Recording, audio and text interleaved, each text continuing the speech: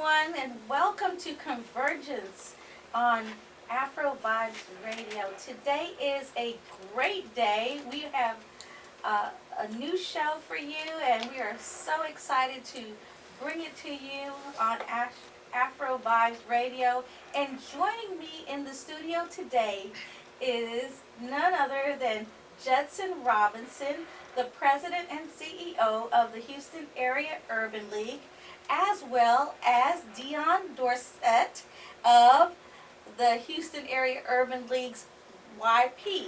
Well, what is YP? Young Professionals. And so thank you very much for joining me today. Thank you very much. Well, this is an exciting time for the Houston Area Urban League, and I'm not going to steal your thunder. You know, we have an audience of people all over the world. So we're not only talking to people in Houston, but we're in 176 countries. So when we talk about the Urban League, let's set the backdrop for people all over the world to know what is the Urban League, and then we'll bring it home to the Houston Area Urban League. How does that sound? Excellent. Well, we're excited, first of all, to be on your show. We love the studio. We love Afro Vibes. And, to be broadcast in so many different places all over the globe is truly a blessing, and we appreciate you bringing that blessing to the Urban League today. And I'm very happy to be here with a young professional, soon to be president, the young professionals, and just to tell a little bit of the story of why this organization is so critical, to African American communities and other communities as well. But when you think about the great migration of that first generation removed from slavery, when people were still stuck in the South, trying to make a living, didn't have much opportunity to do that other than agriculture, and then you had the great opportunities of the North, where we were moving towards industrialization and opportunities in all the various factories and industries that were starting to emerge at that time. If you think back to the beginning of the automobile and the refining of clothes and all the textile mills and all those different things that were taking place, they needed people. They needed workers. And so I think out of the economic demand for that, as well as the need to, kind of paint America in a different light, or begin to paint America in a different light. There was a great migration of people moving from those southern states to those northern cities where we had opportunities for people to learn what it's like to move from a rural setting to an urban setting, to where you could find that there was a place to go to school, a place where you could work, a place where you could live. In case you got sick, a place that you could get assistance. And so there had to be, an organization that was the magnet for that to occur. People could come, they could tap in, learn how to become a worker, learn how to become a person who lived in a community, learn how, all those things that were so foreign, coming from those southern states, to have an organization do that. And that was the Urban League. So over 100 years ago, that effort was started. And over a period of time, as these incubation pieces for civilization for African Americans became more and more popular, they began to spread across the rest of the country. And so, some 60 years later, almost, we came to Houston, Texas. So in 1968, so 50 years later, we've been in Houston now, doing this level of work. We're talking about the 1900s when this organization was first started. So, we came to Houston, and since 1968, we have been helping people to buy their first home, helping folks to get a job that pays a livable wage, helping people to be on their educational pathways to their future. Really important kind of cornerstone things that every person has to have in life. You've got to have a job. You've got to have a place to stay. You've got to make sure that you have a great education. So these are things that the Urban League does. And with the support that we get from the community to continue these programs, we're able to touch thousands of people every year who otherwise would have not had that opportunity. So those 5 pillars that we stand on are what, healthcare, Health, education? education, workforce development, housing, economic development. So when people ask, what does the Urban League do? This is what we do. And I say we because I'm on the board with the Houston Area Urban League. We are really blessed to have Jerry Martin, who is the station manager for Channel 2, who has really given us even bigger exposure for the Houston Area Urban League. Now, talk about some of talk about the workforce development program that we have. Well, that's one of our oldest programs. We have been training people to, over the generations, get the types of jobs that were currently being hired for. So there was a time when office workers was really important. So teaching people the basic skills of Microsoft and all the word processing related programs and the spreadsheets and all this, how to handle yourself in an office environment, how to look someone in the eye, shake a strong hand, all those things to help you prepare for that interview so that you got that job. Today we're looking more so at the digital inclusion, or should we say exclusion. How do we make sure that we're able to overcome the many barriers that people face now when they're looking for work? How do I get past the computer to make sure that I get that face-to-face interview? And then what are the types of jobs that are actually being hired for these days that fit in that space, because everything is so technology driven.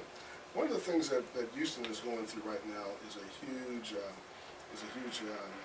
construction boom. So we're seeing new buildings popping up in our downtown area. Lots of new housing that's being developed just due to the huge migration of people moving to our city. Just lots of roads that are being improved, things that require people to get out there, use their hands, and be able to do the work. So one of the programs that we've been focusing on the last probably 6 or 7 years has been our construction training program. And that's where we're making sure that people are OSHA certified, so they have their occupational safe and healthy, health. Hazardous training is all taken care of, and we provide all that for them. We give them the starter tools that they need, be it their boots, their goggles, things that you're expected to have in the workforce. But we also give you all the training, the math that goes along with that.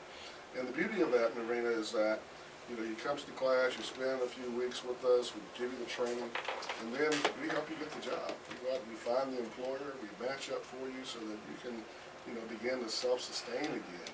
Because oftentimes that's the problem that we have. When people are at a point where they've lost a job, now their mortgage is in jeopardy, their relationship with their spouse is fragile, the whole thing, right? So the sooner we're able to restabilize people at no cost to them, that's the thing. And that's why, the Urban League and its work is so important, because most times when people come to us, they've gone everywhere else. So that's an excellent program. We also have the Small Business Development University.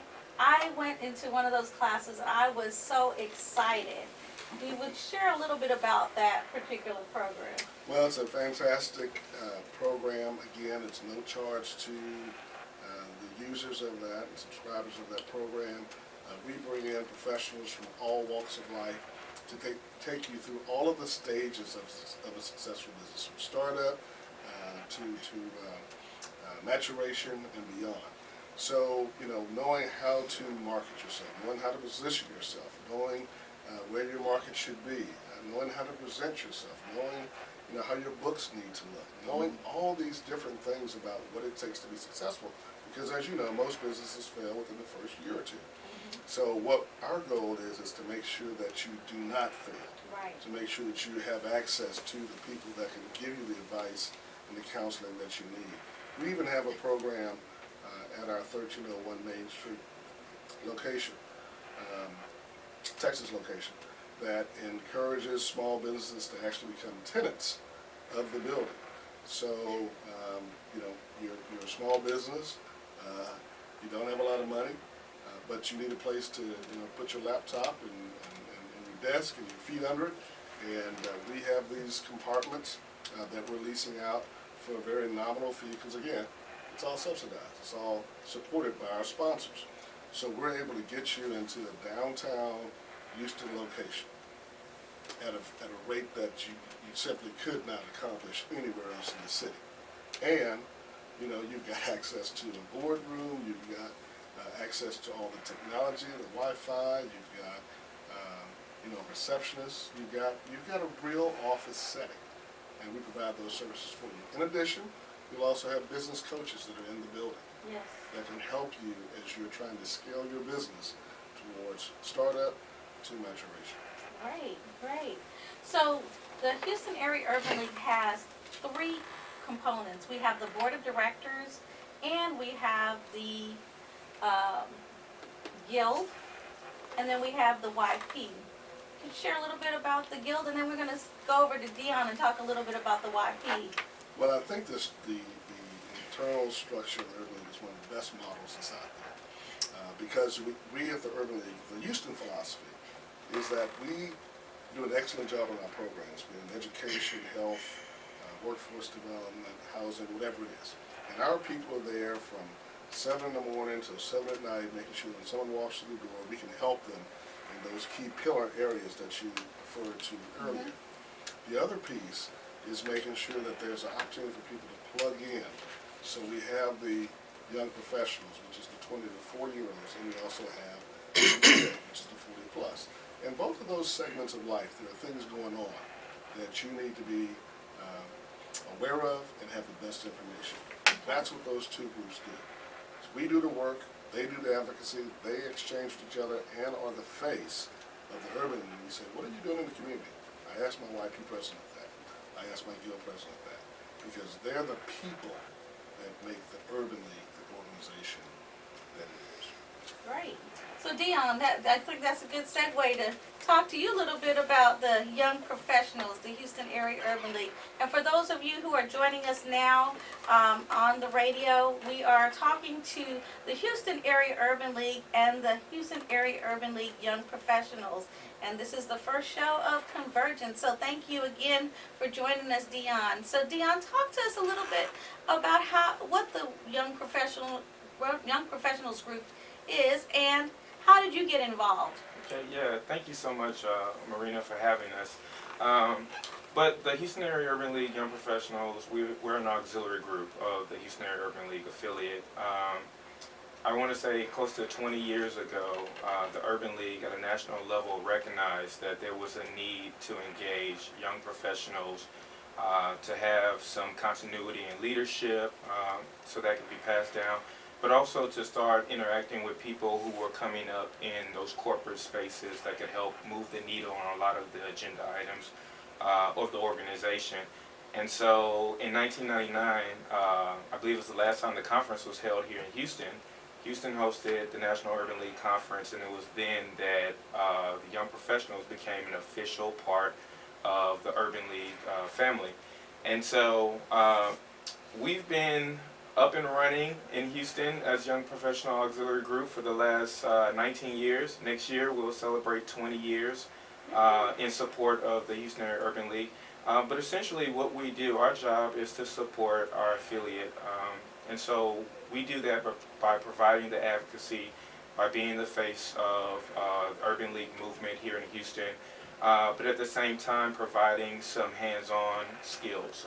So if there's a need for someone to come into the office and to help out with a major project, then we're going to come in, volunteer our hours to come in and assist with that. If we need to put on a STEM camp and we need to start getting students into the door to be a part of this initiative, we're going to make sure that we're connecting with educators throughout the city to get them involved. Myself personally, I became aware of the Urban League and the Young Professional piece of that movement actually through the Workforce Development Program for the Houston Area Urban League. Professionally, I work as an equal opportunity investigator for the Department of Labor, and whenever we would work with a contractor to say that they would need to increase their advocacy or increase their recruitment of minorities, the Houston Area Urban League was one of the organizations that was already listed in my guide as a young compliance officer, as a young investigator. And so I kept wondering, what is this Houston Area Urban League? And so finally one day I popped up and I showed up at the right time. A meeting was going on. And ever since then, 4 years later, I've been a YP, I've been an urban leaguer. Now I'm an urban leaguer for life. That's right. Once you're an urban leaguer, you're always an urban leaguer. So stay tuned, everybody, and we'll be right back. Your favorite radio station. This is Afro Vibes Radio Houston. Hi everyone, we're back with Convergence, and we were talking with Deion, Dorsett about the Houston Area Urban League Young Professionals. We just simply say YP. So just quickly share a little bit about the different areas that people can get involved in. If you're in the Houston area and you say, I want to be a YP and an urban leaguer, you know, there are different areas, marketing or different subcommittees that are available. Yes, definitely. So our leadership structure, of course, we have a natural leadership structure, as most organizations do. We have our president, vice president, and I would like to throw this out that currently vacant is our treasurer and our secretary positions. So if you are interested in serving in leadership at a high level and you have a serving heart, we want you to send your resume to info@hallyp.org so we can get you an interview and help us move the needle forward in the community. But from a committee level, we are really focused on civic engagement. So we have a civic engagement committee.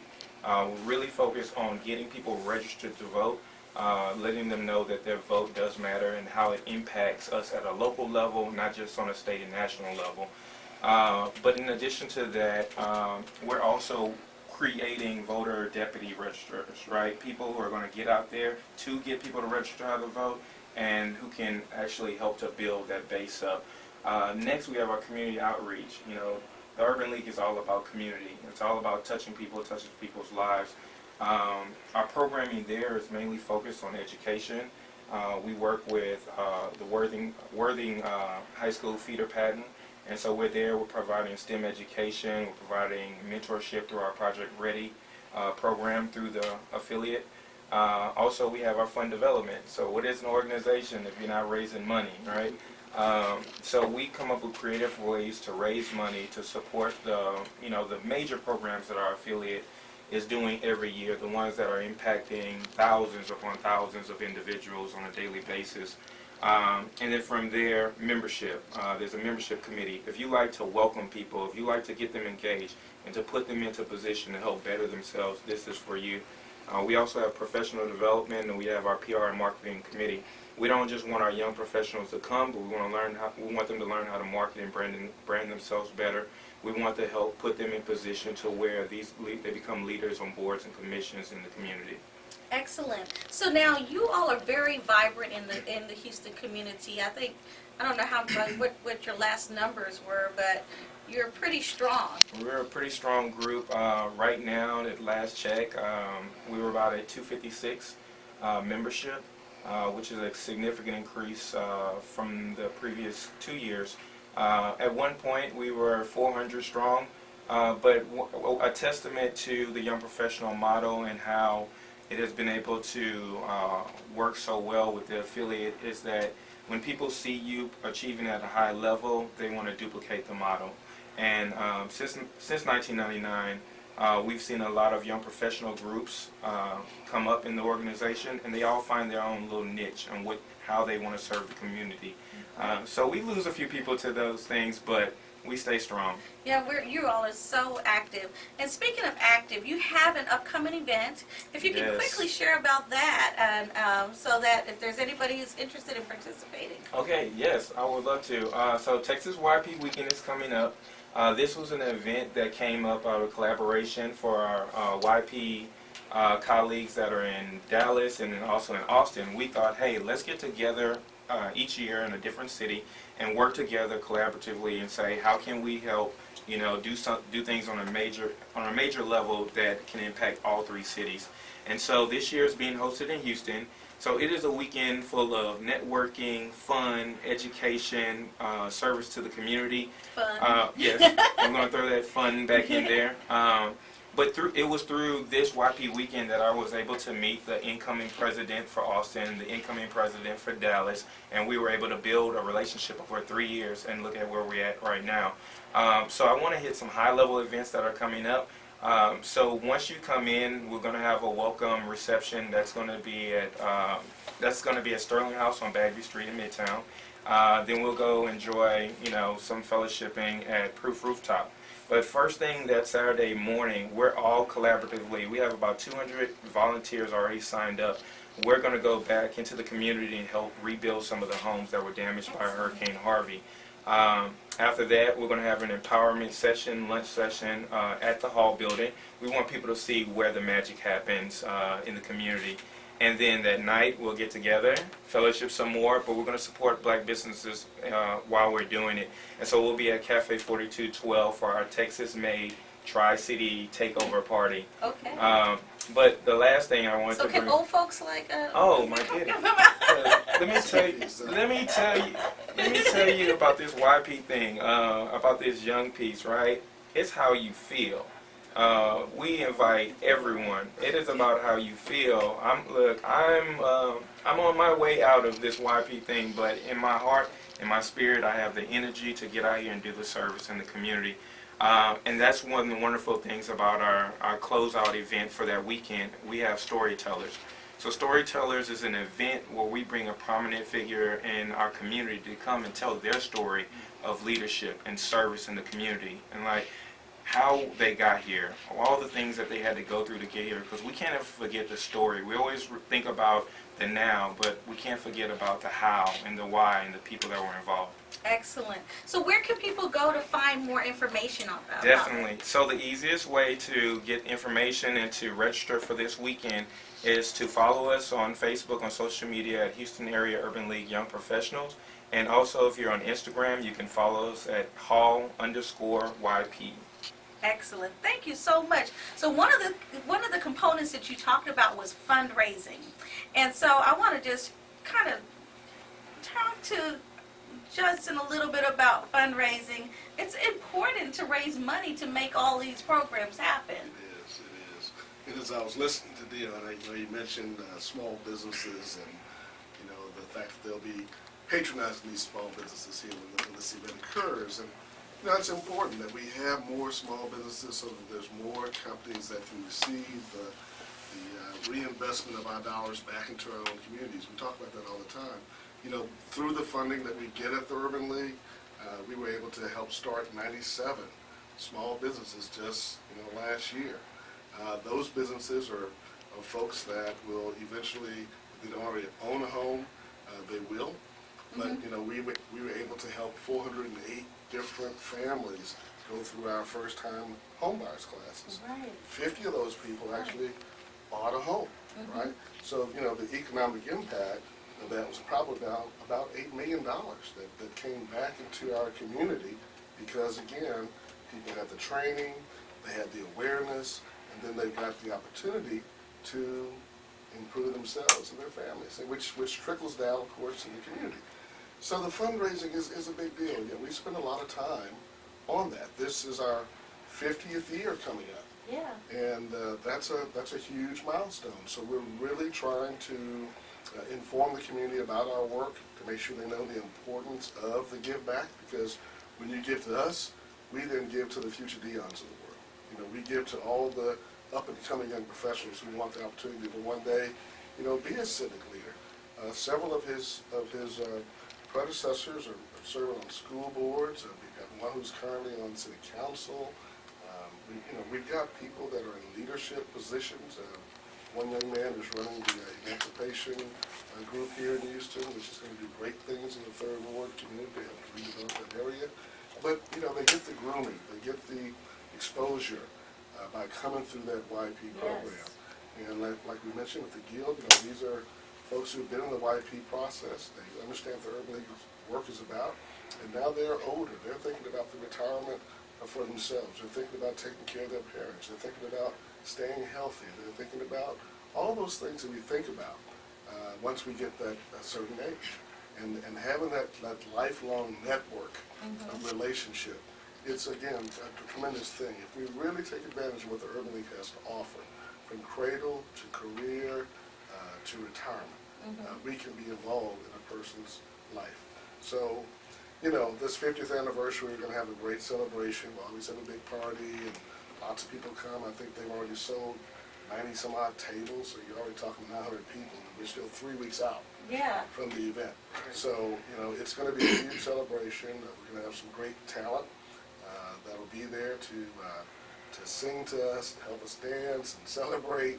I think Ruben Studdard, who's got a new CD out, singing like Luther Vandross, who's, you know, known all over the world. Just like you sing, right? But who else? Regina Bell. Regina Bell. Yeah. And Ernest Walker. Ernest Walker, yeah. You know, Ernest plays backup for so many big bands, so many famous artists throughout the country. And, you know, we're going to have that level of talent at the event.